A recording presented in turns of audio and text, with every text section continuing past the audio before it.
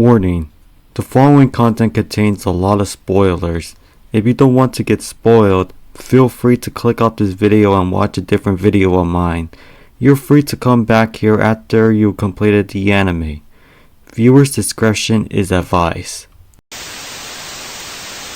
I was originally going to review Soul Eater for my next anime, but I dropped it due to a few reasons. I will make a separate video on why I dropped it another day, since in this video, I'm reviewing Nana instead. So let's get to it. I'm glad I chose to watch this anime. In the middle of the anime, I wasn't enjoying the plot, but I started liking it a lot more as the ending approached. So I loved the anime. Before I get into that, let's get right to the introduction. Nana is based on a manga series written by Ai Yasawa. From what I found, the manga series has been on hiatus since 2009 due to Yasawa's illness. So as of the time I'm recording, the manga series is still ongoing with 21 volumes and 84 chapters since 2000, while the anime series was released during 2006 to 2007 and lasted only 47 episodes. It was animated by Madhouse, making it the 6th anime in this YouTube series that I have reviewed that is animated by Madhouse. Oh yeah, if you're curious to know the animes I have reviewed that is created by Madhouse, I will link the playlist I have created in the description below. Without further ado, let's get right to the plot.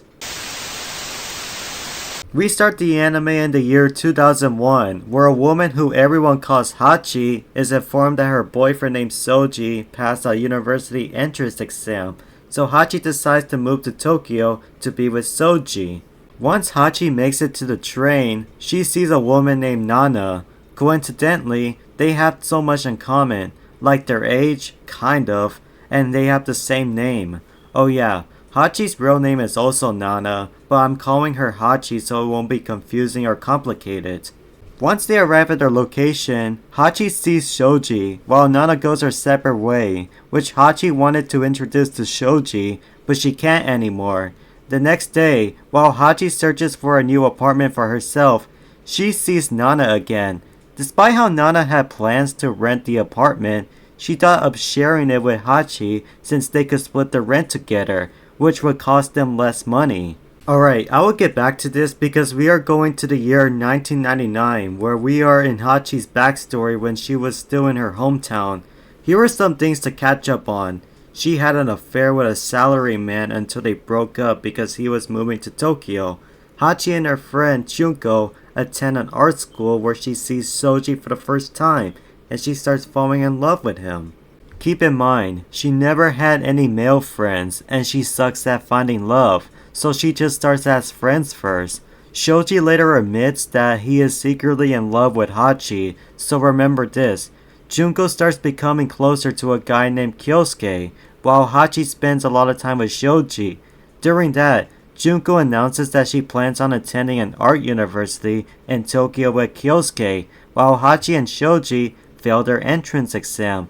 Hachi and Shoji get into a bad altercation, and they eventually split up. Hachi then tries to find her way back to the hotel, where she runs into the same salaryman I mentioned. Once Hachi sees him, she remembers falling in love with him, but they part ways again. Kyosuke then calls Hachi to tell her that Junko and Shoji are looking for her, and that Shoji is in love with her. So once Hachi returns to the hotel, she makes up with Shoji and starts taking their relationship seriously. So that's it for Hachi's backstory. Now we're in Nana's backstory. During her time in 1999, Nana has her own band called Blackstones, which includes 3 other members named Ren, Yasu, and Nobu. Ren, who is the bassist of the band, is also her boyfriend, and one day, Ren tells Nana that he plans on moving to Tokyo. So after that, Yasu tells Nobu that Ren is going to join another band called Trapnest. So Blackstone starts to collapse. Yasu quits to start a lawyer internship, and Nana breaks up with Ren, which means the band officially disbanded once everyone saw Ren going inside the train for his farewell. Now, we're back to the present. So Hachi and Nana decide to share the room. After that, Junko and Shoji become worried that Hachi made a mistake in living with Nana due to how they had just met. so Shoji offers Hachi to live with him, but she declines. Hachi even accuses Shoji of cheating with a girl named Sachiko, and that name will become important later. Moments later, Junko, Kyosuke, and Shoji help Hachi move to her new apartment, where they all meet Yasu. Yes, the same guy who was part of Blackstones, and Yasu is a nice guy.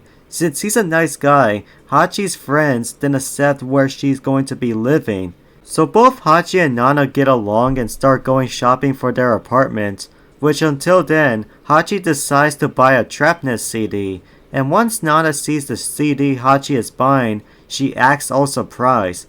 Why? She sees Ren is wearing a necklace that was given by Nana herself on the cover. That necklace is Sid Vicious' padlock. You know, Sid Vicious, the second bassist for the band Sex Pistols. Now the next morning, Hachi starts her new job at a vintage store, and it goes well, no big deal, until the night, Nobu, the past Black Stones member, comes over to tell Nana to bring back the band, and despite how Nana refuses, she decides to sing for Hachi, and she kills it since she's a pretty good singer. After she finished singing, the neighbors started complaining to Nana and Nobu about the loud noises they made, which makes sense since it was nighttime and people wanted to sleep. So Hachi apologizes to them and goes back inside. The next morning, Sochi tells Hachi that they cannot hang out together because he will be busy. So while Nobu is hoping Yasu returns as a drummer for the band, Hachi helps them get a new bassist, and she succeeds. The bassist is a young boy named Shin, and the good thing he has to offer is that he knows a studio where Black Stones can play. So once everyone saw how he plays, it heavily resembled the way Ren would play. So Nana accepts Shin into the band. Later on, Shoji is at his job, and he is told to train a new hire. The new hire is a girl who is coincidentally named Sachiko. So Sachiko isn't someone Hachi made up after all. She's a real person. So once Shoji meets her, he starts crushing on her, despite still being Hachi's boyfriend. Oh yeah, remember the job Hachi is working at? Hachi's boss tells her that the store is closing down, so unfortunately for her, she has no job now. Let's say a few things that happened after she lost her job. Shoji is hanging out with Sachiko more often, Hachi's mom deposited over 30,000 yen into her bank account, and Yasu finally decides to rejoin Blackstones. So now, Hachi starts working hard to try to have a merry life with Shoji, and she applies for a new job, while Shoji on the other hand still hangs out with Sachiko, and he doesn't feel Hachi anymore. So Sachiko confesses her feelings to Shoji, and he accepts her. So unfortunately for Hachi, when she went to Shoji's job to surprise him, she saw that he was having an affair with Sachiko.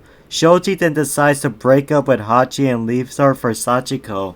Hachi then has a bad breakup feeling for a long time, but it ends once she is delivered tickets to Trapnest concert from her mom, so this makes her happy.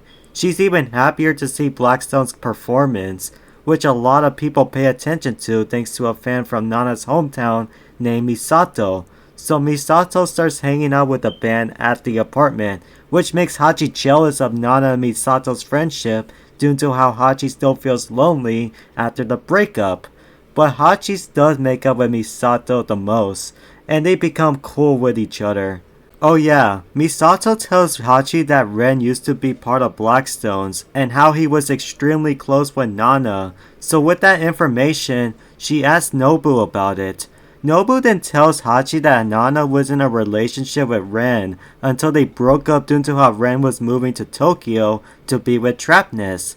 Later on that night, Nana accepts Hachi's invitation to go to Trapnest's concert. So weeks later, Hachi returns to her hometown with Nana to go to Trapnest's concert, where they stay at Hachi's family's house. While inside, Hachi asks Nana if she's still in love with Ren, and she just thanks Hachi for inviting her. So they head to the venue where Trapnest performs, and they have a great time together. While Trapnest is performing, Ren sees Nana, and he starts freaking out. Later on, Ren randomly gets a call from Nana, who would later eventually see each other at a hotel where Trapnest is staying. After Nana leaves, Hachi begs her to ask Takumi, another member of Trap Nest, for an autograph, since she really likes him the most. So Nana accepts her request, but Hachi doesn't get it yet. Now we fast forward back to Tokyo where one day, Nobu invites Ren to the apartment for a hangout with Blackstones, which is when Hachi returns. Once Hachi arrives at the apartment, Takumi is there. This eventually makes Hachi's night a lot better since Takumi is there. But when she goes out with Nobu to buy drinks, she starts crushing on Nobu since they have a lot of common interests. They eventually return to the apartment, but Takumi has left by now. Nana then tells Hachi that Takumi is a player and not a lover, but Hachi just brushes it off. The next day, Hachi gets fired from her new job. Well, I'm not surprised, so after getting fired, she gets a call from Takumi to meet up, so they do. After the meetup, Takumi tells Hachi that he will return after Trap Nest tour is over. So after Trap Nest tour is over, Takumi brags to others about what he and Hachi did together, and this angers both Nobu and Shin. It gets even worse when Takumi shows up at the apartment to see Hachi, and Nana sees everything. This doesn't ruin anyone's careers as of right now since this isn't revealed to the public, so I will tell you some things that you would need to know. Nobu has feelings for Hachi, so they go on dates here and there and become boyfriend and girlfriend. However, the most shocking thing happens to Hachi. She's pregnant. Why is that a problem for her? She doesn't know it's either Takumi's kid or Nobu's kid, and she also doesn't know she wants to keep it or abort it. So when Takumi shows up to the apartment to visit Hachi, he finds out she's pregnant and is dating Nobu. So Takumi steals Hachi's phone and tells Nobu about it. He even tells Nobu that he will be raising the baby on his own, despite not knowing whose baby it is. So slowly after that, Nobu's relationship with Hachi falls apart, and Takumi plans on marrying Hachi. So now, it's official that Hachi's heart goes out to Takumi instead of Nobu's. One day, when Nana goes back to the apartment to see if Hachi is there, the apartment is empty, which means she moved out with Takumi permanently. Enough of that, the plot gets even crazier here. Blackstones appear in the news, but not in a good way. They are talking about how Ren is having a romantic relationship with Nana, so by then, Blackstones start getting harassed by the media, but this starts boosting their career.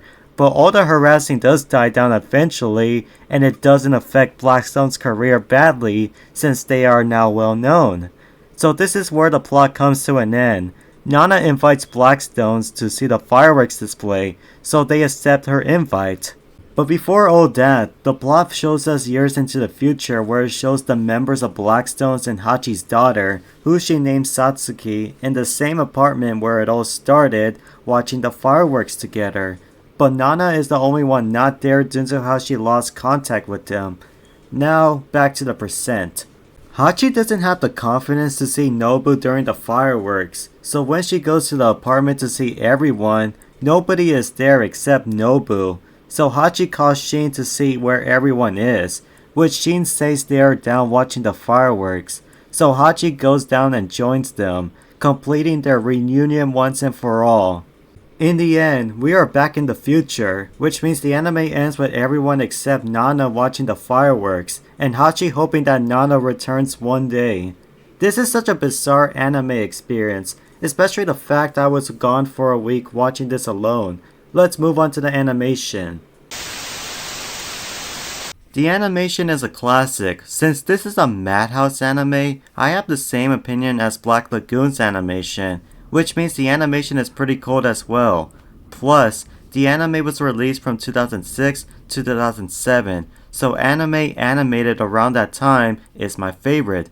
Let's move on to the opening and ending themes.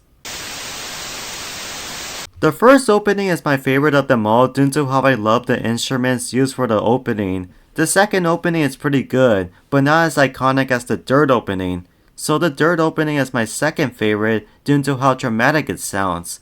Now, the ending themes. The first ending theme is tear-jerking to listen to, but it makes me happy. The second ending theme is also beautiful as well, and I would listen to it if I want to feel joy. The third ending theme is more enthusiastic than the other two ending themes, so this one is not my favorite, but I still like it. Wait, what about the two ending themes from episodes 43 to 46? Oh yeah, they are also charming to listen to. Most of the opening and ending themes are performed by Anna Tsuchiya and Olivia Lufkin. Let's move on to the voice acting. The voice acting was dramatic as expected. I prefer it that way due to the plot having crazy twists and serious topics. It's even great that some of the characters like Nana have a singing voice, which is something you don't hear or see often. Let's move on to the pacing. Since this anime has over 47 episodes and I watched it while I was on my break from uploading, the pacing is perfect if you're locked into the story just like I am, especially the fact that a lot of bombs were dropped and I wanted to continue watching to the next episode to see what happened. It can be slow based on how you view it, but once again, the plot got me interested, so the anime felt fast. Time for my final review. Time for my final review on Nana. I'm placing Nana on Feel Free to Watch It, above Black Lagoon Roberta's Blood Trail. This is an example of an underground anime that not a lot of people know about. So yeah, this anime is extremely underrated. Time for my next anime. 1, 2, 3, 4, 5. 1, 2, 3, 4, 5.